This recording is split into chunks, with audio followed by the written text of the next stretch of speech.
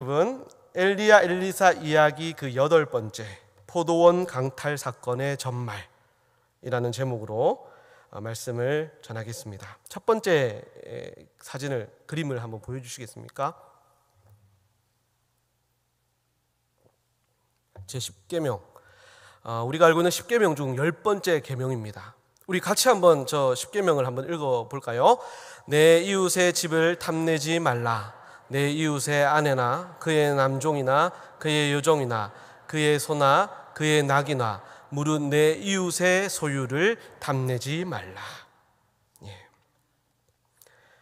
사람의 탐욕, 탐심을 경고하는 계명이 바로 10번째 계명이지요. 인간을 죽음에 이르게 하는 7가지 큰 죄악이 있습니다. 자, 두 번째 그림 보여주십시오. 바로 저 7가지입니다. 교만, 시기, 분노, 탐욕, 나태, 탐식, 정욕. 이 7가지가 사람을 멸망에 이끄는 7가지 큰 죄악이고요. 그 중에 이 탐욕이 있습니다. 오늘은 이 탐욕과 관련해서 말씀을 상고해 보고자 합니다. 엘리야 이야기 지금 제가 시리즈로 설교를 하고 있는데 8번째와 그 다음에 할 9번째는 약간 부록 같은 느낌입니다. 엘리야와 엘리사가 그 중심이 초점이 맞춰져 있지 않고요, 아합에게 맞춰져 있어요. 이 아합을 통해서 우리가 또 얻을 수 있는 교훈들이 참 많습니다. 지난 말씀에서 엘리야는 엘리사를 찾아갔습니다. 여러분 기억나십니까? 그리고는 하나님의 부르심, 소명을 던졌죠. 겉옷을 딱 던지면서 하나님의 부르심을 전했고, 엘리사는 그 부르심에 응답하여서 자기의 모든 것을 다 내려놓고 엘리야를 따릅니다. 그리고는 이제 선지자 생도로서 엘리야 문화에서 이제 훈련을 받게 되죠. 그것이 19장의 마지막 부분이었습니다. 오늘 우리가 읽은 이 21장 본문은요, 이제 그 다음 이야기인데 21장의 1절을 보시면 이렇게 되어 있어요. 그 후에라고 되어 있습니다. 그 후에. 앞에 20장에서 무슨 일이 있었다는 거죠. 아주 중요한 일이 하나가 있었고 그 후에 이제 21장이 이어지고 있는 겁니다. 20장 42절에서 43절을 여러분 성경을 갖고 계시니까요, 한번 보십시오. 제가 읽어보겠습니다. 그가 왕께 아뢰되 여호와의 말씀이 내가 멸하기로 작정한 사람을 내 손으로 놓았은즉 내 목숨은 그의 목숨을 대신하고 내 백성은 그의 백성을 대신하리라 하셨나이다. 이스라엘 왕이 근심하고 답답하여 그의 왕궁으로 돌아가려고 사마리아에 이르니라. 과연 무슨 일이 있었던 것일까요? 무슨 일이 있었길래 아합은 이런 무서운 심판의 말씀을 한 선지자를 통해 들었던 것일까요? 당시 이스라엘에게는 아람이라는 아주 골치 아픈 적대국이 있었습니다. 아람. 여러분 많이 들어보셨죠? 그 아람의 왕 벤하닷은 수십만의 군사를 이끌고 이스라엘을 치기 위해서 옵니다. 전쟁을 일으킨 것이죠. 2번의 큰 전쟁을 하는데 이 2번의 전쟁을 모두 승리하게 됩니다. 이스라엘이요. 하나님의 은혜죠. 특별히 2번째 전쟁에서는 성경의 표현대로 하면 적은 염소떼 같은 이스라엘 군대가 무려 12만 7천 명이나 되었던 이 아람의 군대를 완전히 물리칩니다. 하나님의 승리예요. 하나님이 주신 승리입니다. 기적적인 승리였어요. 하나님은 이 전쟁에서 아합과 이스라엘이 아람의 모든 군대를 다 멸하기를 원하셨습니다.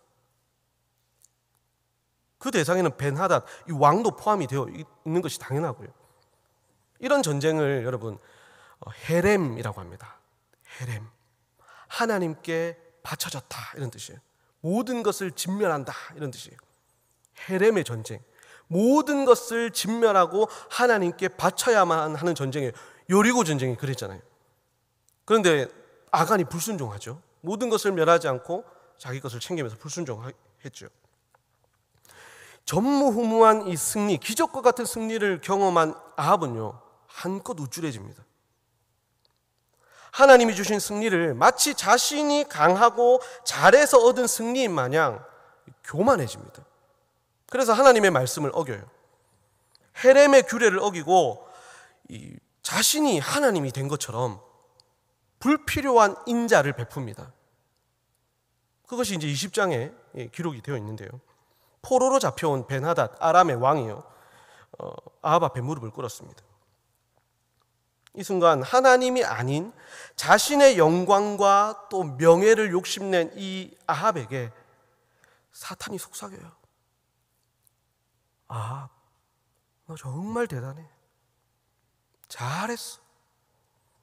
이제 벤하닷에게 인자를 베풀어라. 그의 목숨을 살려줘라. 그리하면 너는 열방 중에서 정말 강한 이 아람을 물리친 승리의 왕이 될 것이고, 또 자기의 목숨을 구걸하는 이 불쌍한 왕을 살려준 이 자비로운 왕이 될 것이야. 모든 나라 왕들이 너를 두려워하고 너를 우러러보게 될 거야. 하나님이 있어야 할 자리에 하나님이 아닌 자기 자신을 자리하게 만드는 악마의 속삭임, 탐욕 가운데 이런 악마의 속삭임이 있습니다. 일찍이 사람은 이 탐욕으로 말미암아 큰 벌을 받게 되었죠. 아담과 하와의 불순종이 그것입니다. 하나님이 주신 것에 만족하지 못하고 하나님의 자리와 하나님의 지혜까지 탐내는 그 마음, 하나님 한 분만으로는 결코 만족하지 못하는 욕심이 사람에게 사망을 가져왔잖아요. 그런 아합의 불순종에 하나님이 진노하셨고, 하나님은 한 선지자를 통해, 이 엘리야는 아닙니다, 한 선지자를 통해 아합에게 하나님의 심판을 경고하셨습니다. 그것이 아까 읽었던 42절의 말씀이에요. 내가 멸하기로 작정한 사람이 벤하닷을 말합니다. 그 사람을 너의 손으로 놓았은즉 너의 목숨은 그의 목숨을 대신하고 너의 백성은 그의 백성을 대신하리라. 이 무서운 경고의 말씀을 들은 아합의 반응이 어땠나요, 여러분? 43절에 보니까요, 근심하고 답답했다. 근심하고 답답했다. 회개를 한 것이 아닙니다.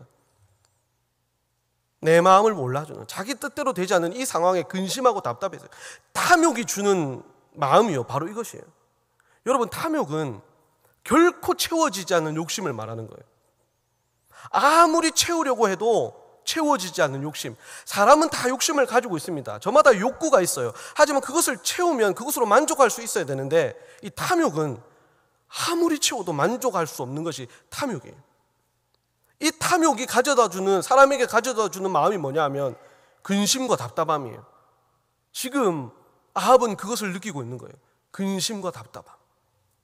하나님 없는 승리, 하나님 없는 성공, 하나님 없는 부귀 영화는요, 결국 우리에게 근심과 답답함을 가져다 줍니다. 여러분, 돈을 사람이 얼마나 가지면 만족할 수 있을까요? 사람이 얼마나 성공하면 만족할 수 있을까요? 그 질문에 대한 답은 항상 똑같습니다. 지금보다 조금만 더, 지금 내가 가진 돈보다 조금만 더, 내가 지금 올라간 그 자리보다 조금만 더 올라가면 내가 만족하겠습니다. 무슨 말이에요? 만족 못한다는 거예요. 여러분 한번 생각해 보십시오. 하나님 없이요, 돈 많은 사람, 돈만 많은 사람이 어떻습니까? 이 돈이 내게서 언제 떠나가 버릴까? 누가 이 돈을 내게서 뺏어가는 것은 아닐까? 사기를 당하는 것은 아닐까? 근심에 쌓여 사는 사람들 우리가 많이 보잖아요. 하나님 없이 성공한 사람은요, 내가 어느 순간 이 자리에서 곤두박질 치는 것은 아닌가? 이렇게 어렵게 올라간 자리에 어느 순간 내가 바닥으로 떨어지는 것은 아닐까? 노심초사, 답답한 일상을 보내게 됩니다. 하나님 없이 계속해서 이 부족하고 채우지 못하는 이 마음, 그것이 사람에게 근심과 답답함으로 드러나는 것이죠. 여러분, 어거스틴 들어보셨죠? 어거스틴. 아리스토텔레스 이후에 가장 위대한 심리학자이자 정치학자로 인정받은 사람이고요. 신약 시대 이후 현세기 가장 훌륭한 신학자 중에 한 사람으로 꼽히는 사람이 이 어거스틴이에요. 그 당시에는 정말 성공한 사람입니다. 이 어거스틴이 여러 가지 명언을 남겼는데 그 중에 하나 여러분 아마 들어보셨을 겁니다. 사람에게는 하나님이 아니면 채울 수 없는 마음의 빈 공간이 있다. 이 공간은 오직 하나님으로만 채울 수 있다 라는 말이에요. 하나님이 아닌 다른 것으로 채우려고 하니까 어때요? 만족함이 없어요. 감사도 없습니다. 근심이 됩니다. 채워지지 않으니까요. 답답합니다.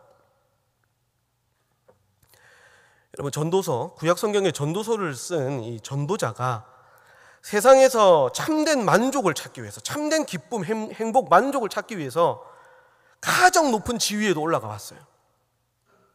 또 가장 많은 재물을 소유해 봤습니다. 가장 큰 지식과 지혜를 다 가져보았습니다. 그런데 결국 그가 느낀 것은 무엇입니까? 헛되고 헛되다. 모든 것이 헛되다.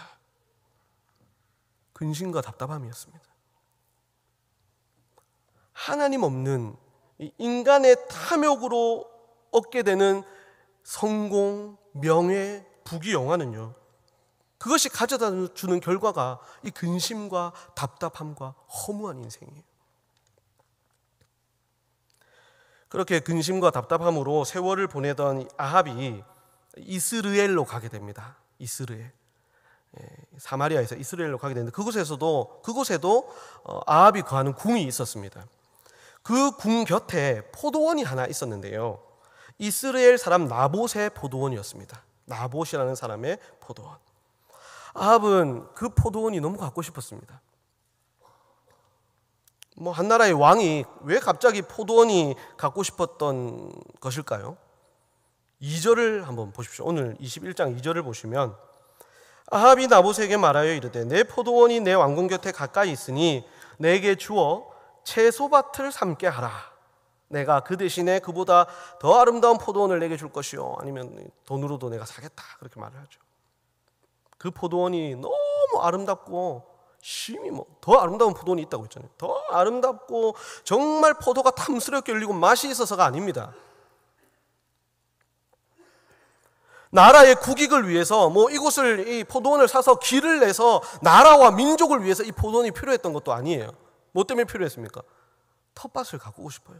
지금 뜬금없이 근심과 답답함을 달래주기 위해 이 텃밭을 가꾸어서, 자기 채소밭을 가꾸어서요, 거기서 이제 상추나 깻잎이나 먹고 싶은 거죠. 그렇게 마음을 풀고 싶었던 것일까요? 하지만 나봇은 아합의 제안을 거절합니다. 이것은요, 나봇이 이 왕과의 거래가 싫어서, 나는 아합 왕이 싫어서 거절한 것이 아닙니다. 또는 포도원에 자기가 감춰둔 막 광물이 있고 밑에 자원이 많아서 그런 것도 아니에요. 왕이 요구하는데 할 수 있잖아요. 나라의 왕이 이것을 나에게 팔아라, 달라는 것도 아니고요, 더 좋은 것을 주겠다, 더 많은 돈을 주겠다, 팔아라고 하는데 할 수 있죠. 하지만 그가 거절하는 이유는요, 왕보다 더 크신 하나님의 말씀 때문이에요.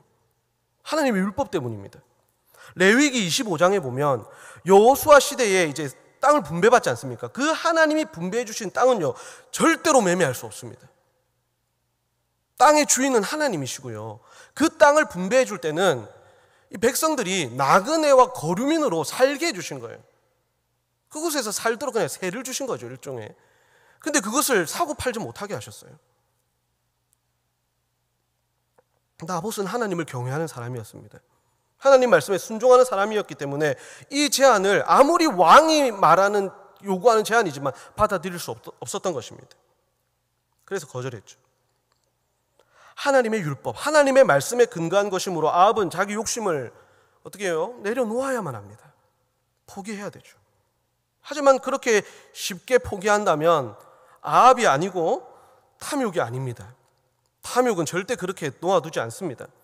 4절에 보시면 아합이 근심하고 답답해, 또 나옵니다. 똑같은 말이 또 나오죠. 아합이 근심하고 답답하여 왕궁으로 돌아와 침상에 누워 얼굴을 돌리고 식사를 아니하니.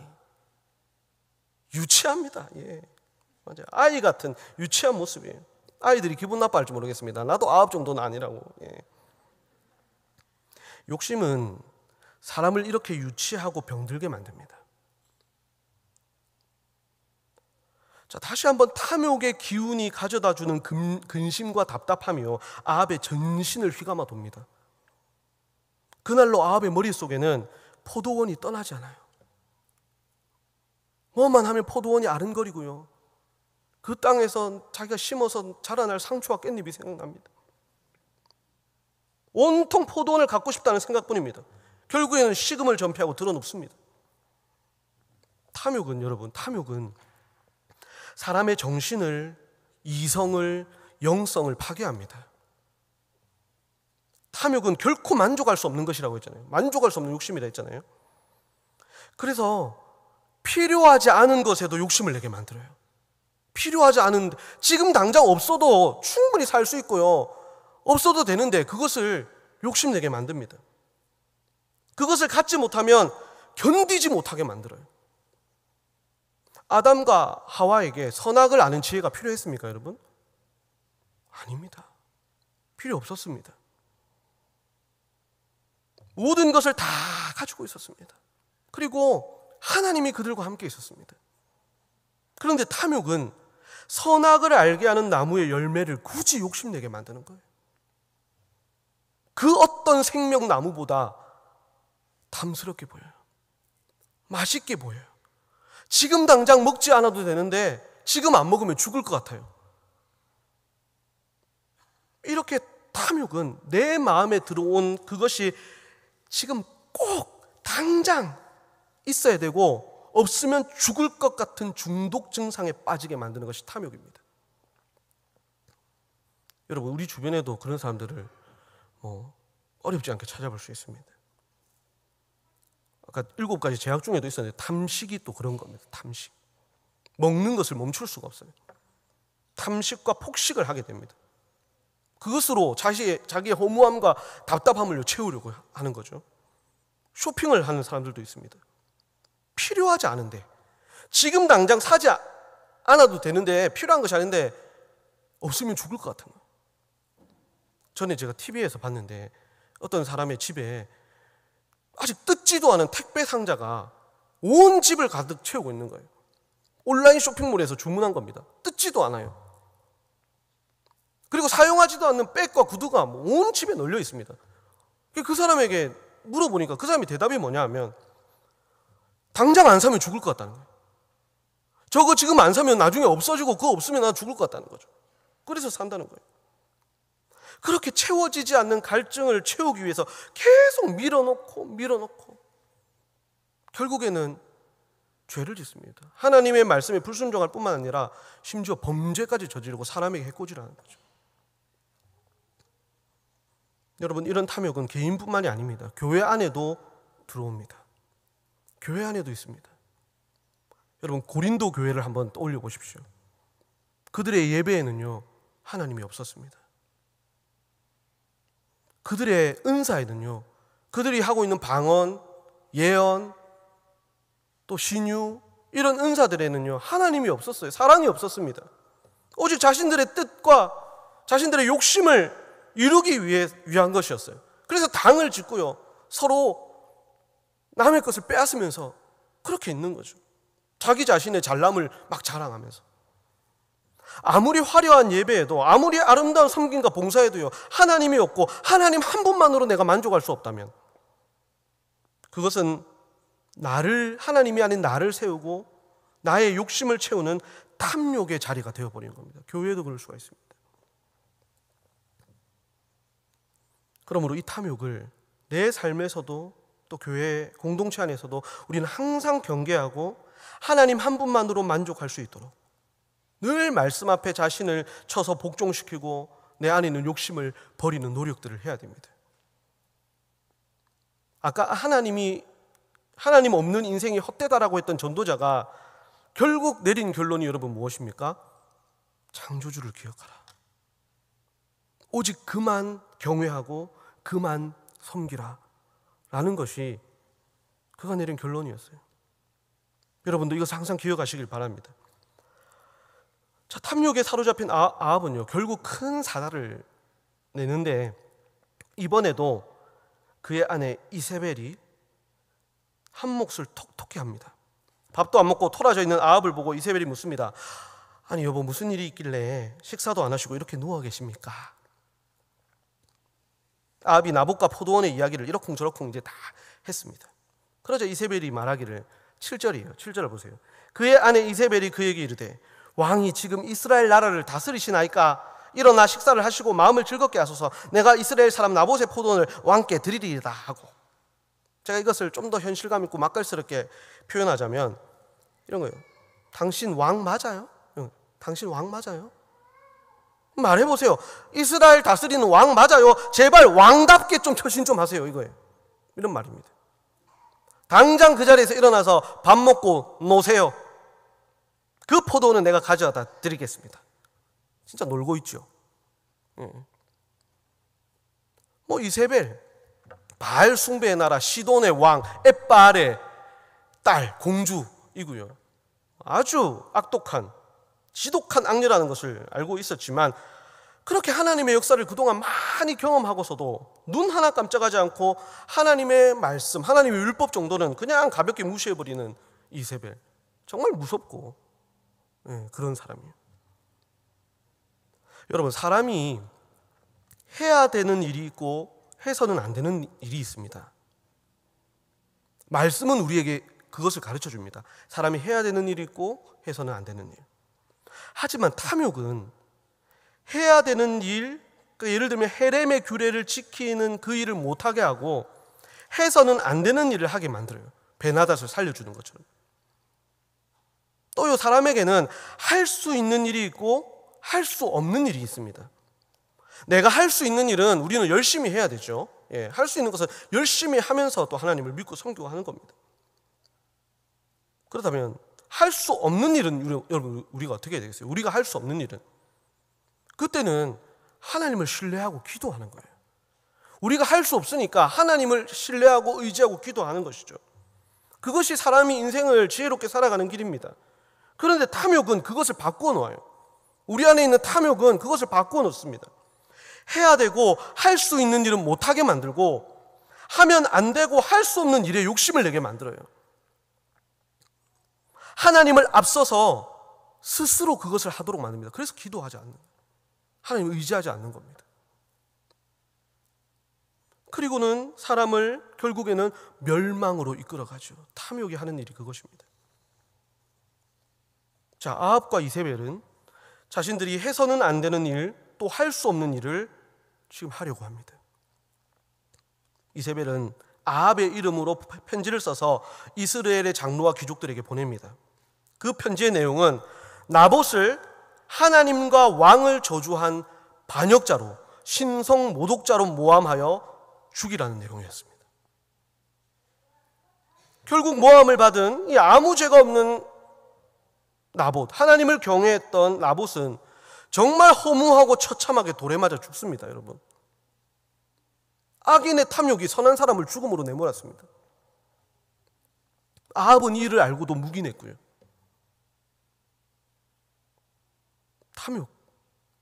처음에는 거절당하자 와서 근심하고 돌아 누워서 끙끙 앓고 있었는데 이세벨이 그렇게 하니까요, 묵인했어요. 똑같은 죄를 범한 것이죠.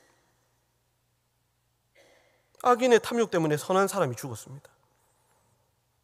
이런 일을 맞닥뜨리게 되면 우리는 참 허무합니다.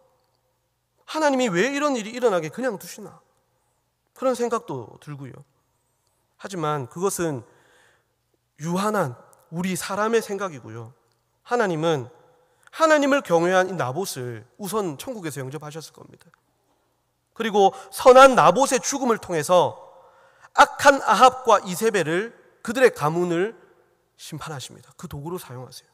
하나님은 항상 정의로우신 분이심을 우리도 기억하고요. 우리 인생에 일어나는 우리가 할 수 없는, 어쩔 수 없는, 이해할 수 없는 이런 일들을 하나님께 맡기고 믿음으로 이겨내는 자세가 필요합니다.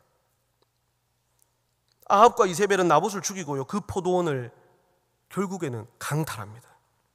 이것이 인간의 탐욕이 부른 나봇의 포도원 강탈 사건의 전말입니다. 아합과 이세벨은 그들은 원래 1, 2, 3계명을 어겼던 사람들입니다. 하나님 외에 우상을 섬기고 절하고요, 여호와 이름을 망령되이 걸었죠.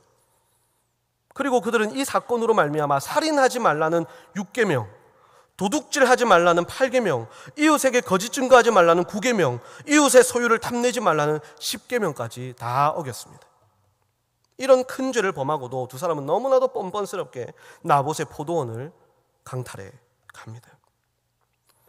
내막을 모르는 사람들은 반역과 신성 모독을 일삼은 나봇이 죽고 그 땅이 이제 국가로 귀속이 되었다라고 생각할 수도 있겠지만, 모든 것을 아시는 하나님은 진노하셨습니다.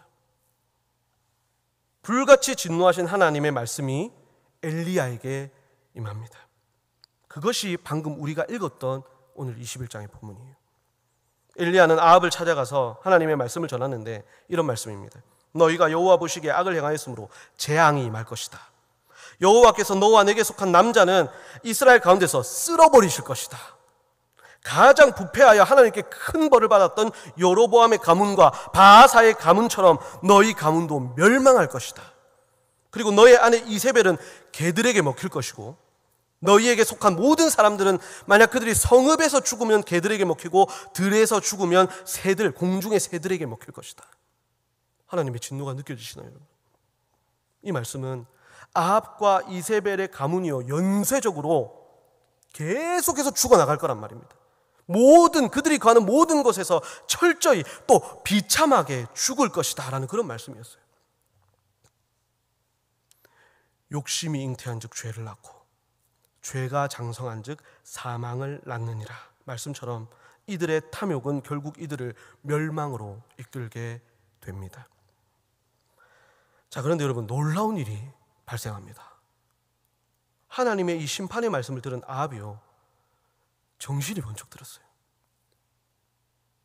아마 그 말씀을 전한 것이 다른 선지자가 아니라 엘리야였기 때문에 더욱 그랬을 수도 있습니다. 27절을, 오늘 읽었던 27절을 보십시오. 아합이 이 모든 말씀을 들을 때에 그의 옷을 찢고 굵은 배로 몸을 동이고 금식하고 굵은 배에 누우며 또 풀이 죽어 다니더라. 우리 아합이 달라졌어요. 만약 이런 TV 프로가 있다면 나올 만큼 놀라운 일입니다.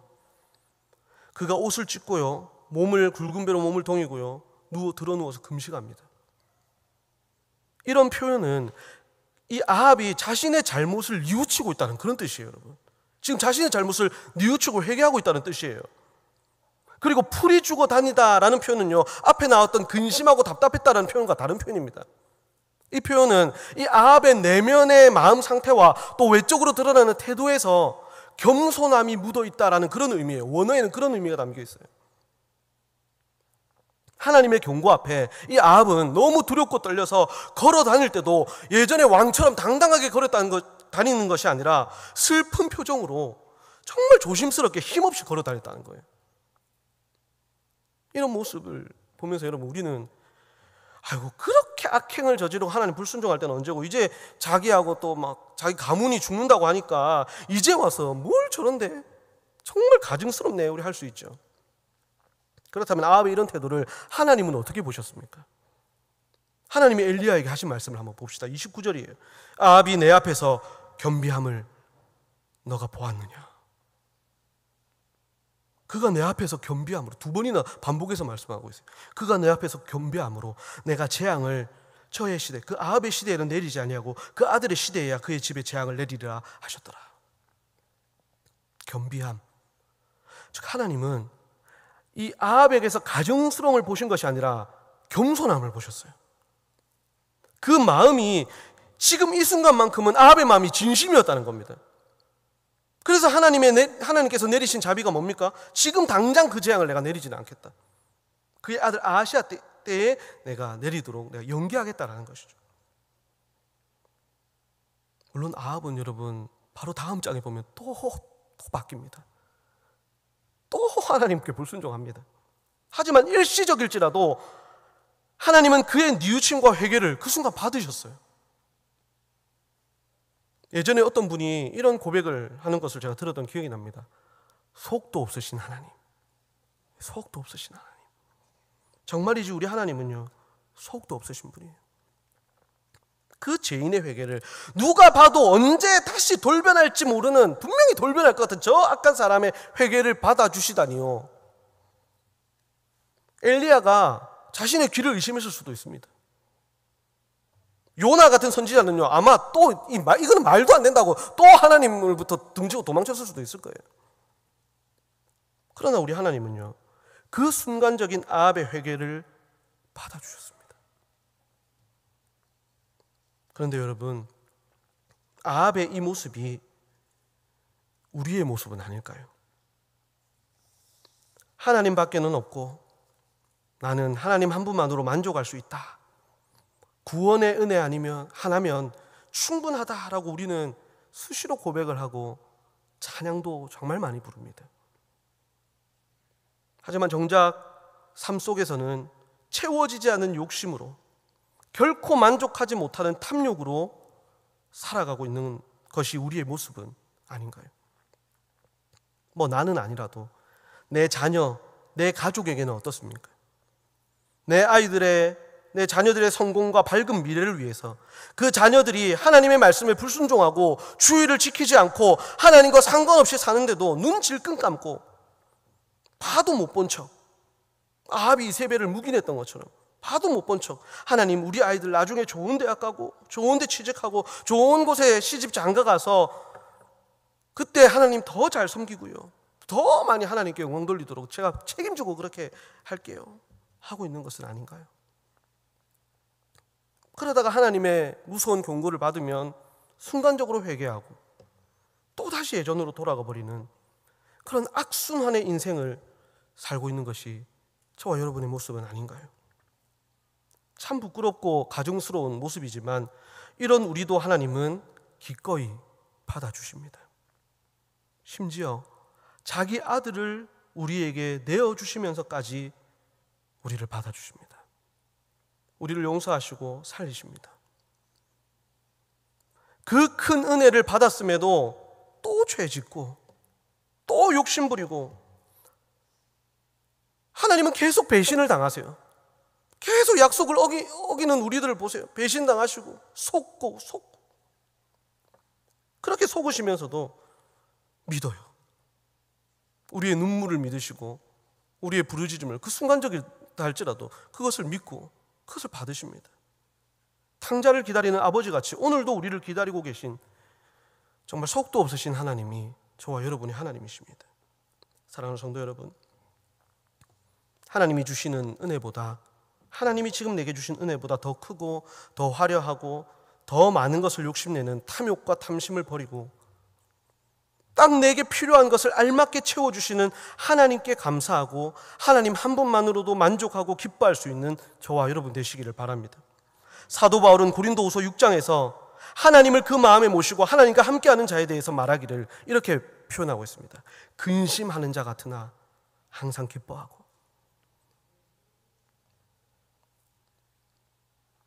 가난한 자 같으나 많은 사람을 부요하게 하고, 아무것도 없는 자 같으나 모든 것을 가진 자로다 라고 했습니다.